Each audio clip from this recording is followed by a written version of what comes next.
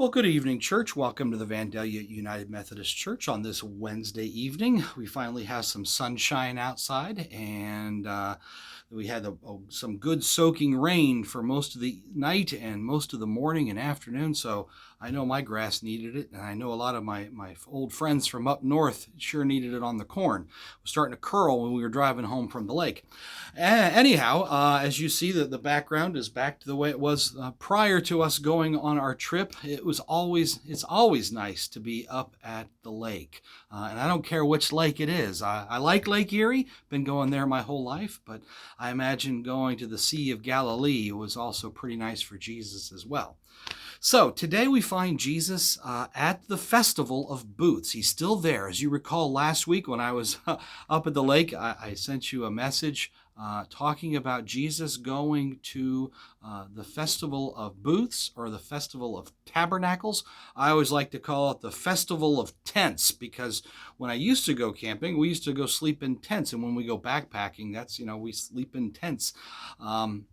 But this is a festival that recognizes the 40 years that the Israelites wandered in the wilderness. And so they take 7 days and they go camping. And so big festival, lots of food. I imagine they have a lot of bread, wouldn't you think, since manna was a major part of their experience in the wilderness. And so we're about halfway through. Last week, Jesus was talking with his brothers about, are you going to go to the festival? You need to show some more signs so more people can believe in you.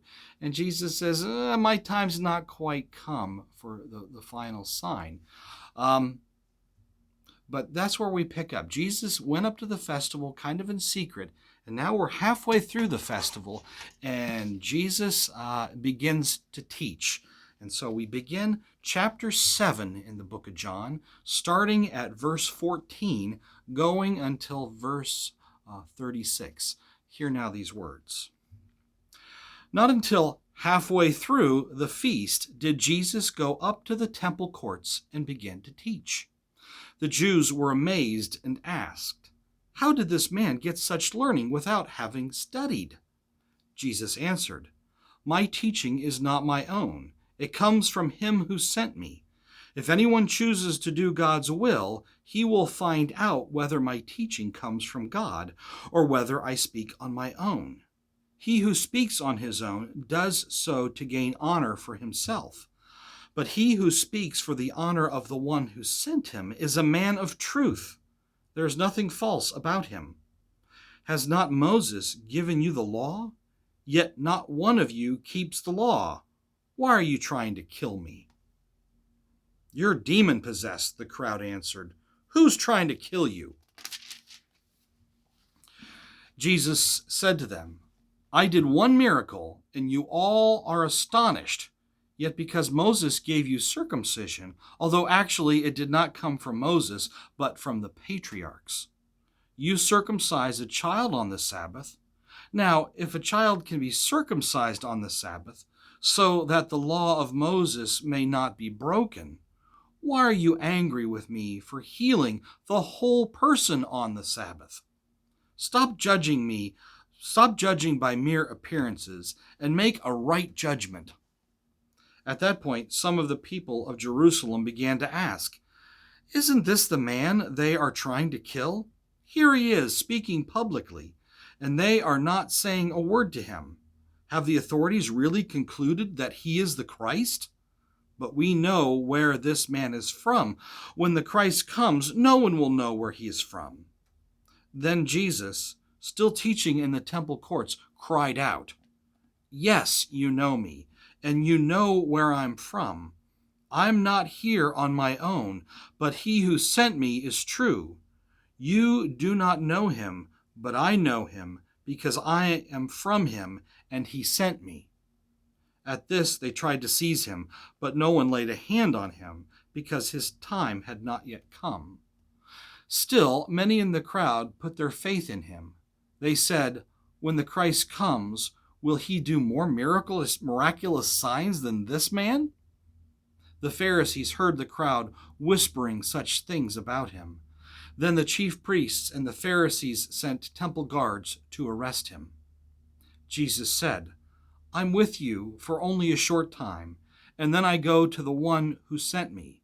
You will look for me, but you will not find me, and where I am, you cannot come."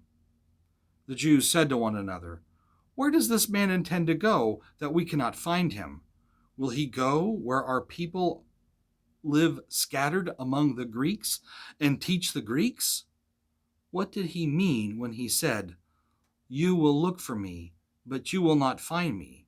Where I am, you cannot come'?" The word of God for the people of God. Thanks be to God. Well, I know that was a rather long scripture lesson. I thought about cutting it in half, but I kind of want to move through because we're still at the festival. Jesus was at the festival last week. He's at this week, and we'll talk about the conclusion next week. And so as soon as Jesus starts to speak in Jerusalem, shock and awe, he winds up kind of getting in trouble with the people who are there in Jerusalem. The Jerusalem crowd, they know who he is. They've heard him speak before. And so they're shocked at his teaching. And so right off the bat, they go, well, he didn't go to seminary. How does he know all this stuff? He didn't go to college. We know him. He's from up in Galilee where there's a bunch of fishermen and sinners, and it's kind of on the outskirts of the kingdom. It's not really part of us. We're the center. We're Jerusalem. And so they didn't like his educational pedigree, if you will. But Jesus is not seeking glory for himself. He's seeking glory for God. And so his educational pedigree is not to be questioned because of not who Jesus is, but who sent Jesus. God's educational pedigree, I'm guessing he's pretty good. He's probably a little more than Harvard or Yale or Ivy League trained, wouldn't you say? And so that's where Jesus' knowledge comes from. It comes from God. And so he kind of dispels that. It's not me who's teaching you, but the one who sent me is teaching. And therefore, you're learning this from God. Well, anyway, so the crowd is a little confused. Jesus, is he from God? Who taught him these things? Is he, what's his educational pedigree? Where is he from? And the crowd is a little confused. Do we follow Jesus? Or do we kill him? Okay, there seems to be very little middle ground, doesn't there? Some are following him. Some are saying, if the Christ comes, how can he do more signs than this man Jesus is doing? And so a lot of people followed him after what he had done. And Jesus reminds them of the miracle that they did see. Now, if you go back to John chapter 5, verses 1 through 18, you'll see that Jesus is referring to the healing he did at the pool of Bethesda, where Jesus comes across a man sitting on a mat by the pool who says, "Why don't you get in the pool?" And the man says, "Well, every time I try, somebody goes around me and they get in the pool first, and in how many years I've been here, I've never been able to get there in time." And Jesus says to him, "Pick up your mat and walk." Now, it was on the Sabbath, and so everybody got mad at the man because he was carrying his mattress. And then the man says, "Well, Jesus told me to do that, and he's the one who healed me." And so they got mad at Jesus for healing on the Sabbath.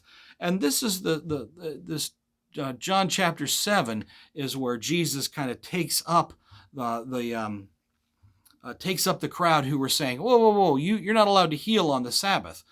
Well, Jesus takes the law from Moses, which they hold very, very dear, and he says, wait a minute. It says that you can circumcise if a child is born on, what would it be, Saturday the week before or Friday the week before? The child had to be circumcised on the 8th day after their birth. And the law of Moses comes along and says, if that day falls on the Sabbath, it's more important that the circumcision take place on the Sabbath than to miss that law and be damaged by not being a part of the group where all the men get circumcised on their 8th day after their birth. Men, children, right? Babies. And so Jesus kind of comes along and says, well, wait a minute. If you can fix that one part of a person to make them whole. What's wrong with me healing their entire body on the Sabbath? If you can heal the small part to bring them back into community, what if I heal the whole person and bring them back into community? So he kind of dispels this idea that I can't heal on the Sabbath by saying, wait a minute, even the law of Moses says that if the day is right and the timing is right, you can heal on the Sabbath. And Jesus kind of points that out to them. So back then, so they move on to their next problem they have with Jesus. Back then, they thought that they would not know where the Messiah came from, that the Messiah would be in hiding somewhere in the world until the time for them to reveal themselves and come out in public and say, I am the Messiah. So they thought they wouldn't know who the Messiah was. Even Jesus early, when he was with his mother at the wedding at the Cana in Galilee, Jesus says to his mother, it's not my time yet. It's not time to reveal who I am. We kind of say, well, that's more that Jesus is revealed at the cross and at the resurrection. But here we are at the festival, and they know who he is. They've seen him work. They've seen Jesus where he healed this man by the pool of Bethesda. And so they know who he is. They know he's from Galilee. They know he's from around. They know his father. Wasn't your dad the carpenter? And so Jesus says, yes, you know who I am, but you don't know who sent me. You don't know that it was God who taught me these things, and God sent me to you so that you might know. So you know me, but you don't know the one who sent me, and I speak on behalf of God. And so many people believed in Jesus after this. But the trouble is that their faith was, it was signs-based. Does that make any sense?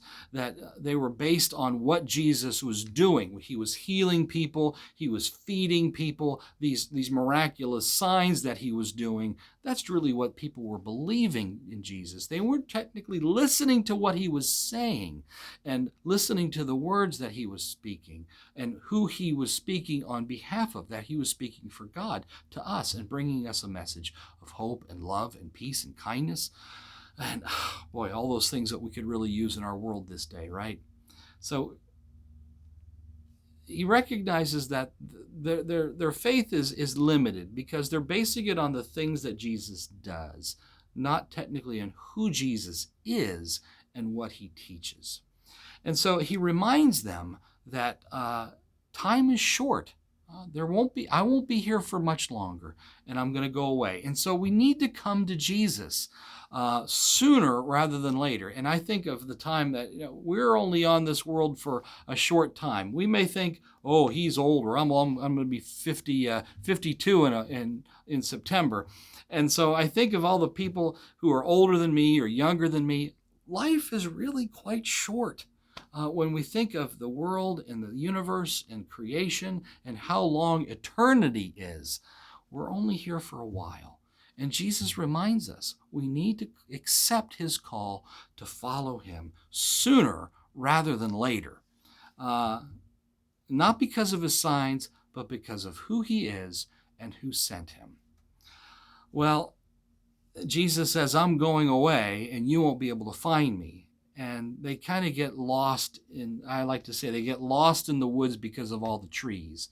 And they think to themselves, well, where can he go that we can't find him? Is he going to go up to be with the Greeks? Which kind of is a prophetic message that the message of Christianity does, in fact, go up into Rome, into the Greeks, and all up around the Mediterranean. It's kind of where we here in America kind of receive the Christian faith. We didn't go Eastern Orthodox. We didn't go down into Ethiopia where the Christian, or even where Peter went over into India to spread the gospel of Jesus. We kind of think this idea that it's going up to the Greeks, and they're saying, well, we'll be able to find him if he's up there. Well, that's not what Jesus is talking about, is it? He's talking about the fact that he is going to be with God. He's going to heaven. And if he doesn't come back to take us with him, we're not going to find him. So it's best to believe in him, right, sooner rather than later. He's only here in this story. We're only halfway through the festival. I hope they accept him before it is too late. I pray the same for you and for myself. I accept Jesus. So, God bless you. I pray you well. I'm thankful that the sun is shining and we have this opportunity to open once again the Gospel of John. I will pray for you. I pray that you will pray for me as well. God bless you all. I'll see you Sunday. Okay? Bye-bye.